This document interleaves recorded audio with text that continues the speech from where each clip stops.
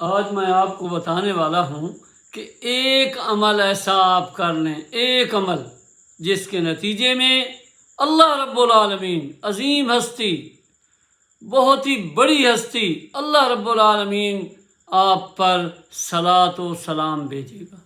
اللہ رب العالمین جیسی اعلیٰ اور عرفہ اور ہمارا خالق اور مالک ذات جو ہے وہ آپ پر سلام بھیجے گی۔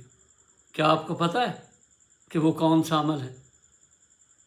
وہ عمل یہ ہے، سورۃ بقرہ کی آیت نمبر 155 کے اندر اللہ تعالیٰ فرماتا ہے وَلَنَبْلُوَنَّكُمْ بِشَيْءٍ مِّنَ الْخَوْفِ وَالْجُوعِ وَنَقْصٍ مِّنَ الْأَمْوَالِ وَالْأَنفُسِ وَالثَّمَرَاتِ وَبَشِّرِ الصَّابِرِينَ الَّذِينَ إِذَا أَصَابَتْهُم مُّصِيبَةٌ قالوا انا للہ وانا الیہ راجعون اولئک علیہم صلوات من ربہم ورحمہ واولئک هم المہتدون۔ اللہ رب العزت قرآن مجید میں کیا فرما رہے ہیں کہ میں ضرور بے ضرور تمہیں آزماؤں گا۔ کس کے ذریعے سے؟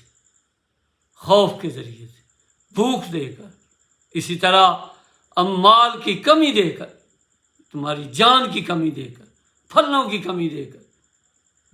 یہ آزمائش ہے رب ذوالجلال کی طرف سے، یہ آئیں گی، اور وہ صبر کرنے والے لوگ، واویلا ڈالنے والے نہیں، وہ صبر کرنے والے لوگ، ان کے لیے پھر بشارت یہ ہے جنہوں نے اس مصیبت کے لمحے میں، اس تکلیف کے لمحے میں، اس پریشانی کے لمحے میں جنہوں نے یہ کہہ دیا انا للہ و انا الیہ راجعون۔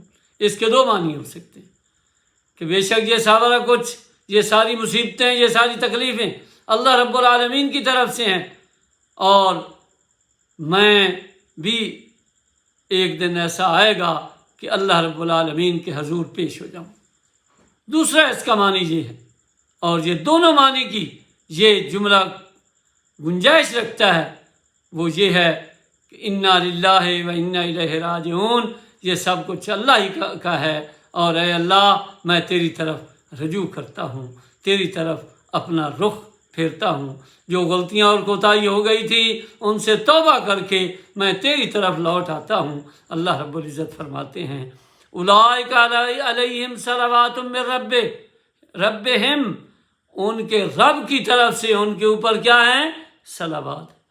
سوئی چبھی ہے، ایک چھوٹا سا تسمہ گم ہوا ہے، چھوٹی سے چھوٹی تکلیف کے اوپر اس بندے نے، اس مرد دانا و بینا نے یہ پڑھا ہے انا للہ و انا الیہ راجعون۔